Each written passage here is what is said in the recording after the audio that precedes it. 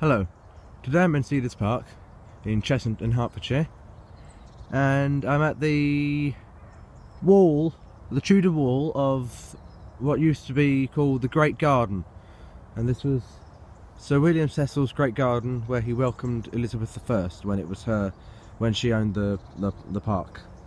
And this used to have elaborate fountains, garden buildings and entertainments held in here. But nowadays it's used for recreational uses and events. And the wall is made of Tudor bricks. It's mostly Tudor bricks, but you can see over in parts like this that they've repaired it using bricks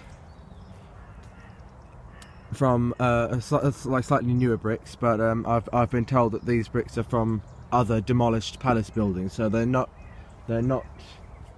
as different to the original bricks, which is good. And you've probably noticed by now this little niche in the wall, and this is called a B-Bole. B-O-L-E. It's a funny spelling. And this is it's a niche built to protect a straw or mud, like a beehive called a skep. Disposable beehive, and in the summer bees would come in here, bees would nest in the skeps and make honey all through the summer months, and then when they had left in the winter, then they would cut them open and they'd be full of honey for the Queen Elizabeth, or whoever. I think it also continued when it was King James I, I believe.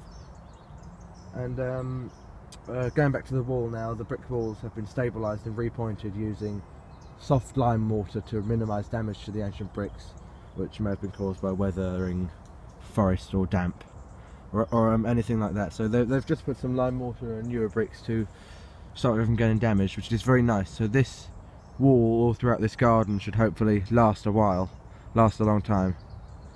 But you can see how old it is, because over there is a part of it that's collapsed, but at the moment the park is trying to repair it. So that's what I wanted to show you today, the B-Boles in the Great Garden wall of Cedars Park in Cheshunt in Hertfordshire. And if you haven't come to this park already, I think you really should visit, because it's so lovely and it's really historical.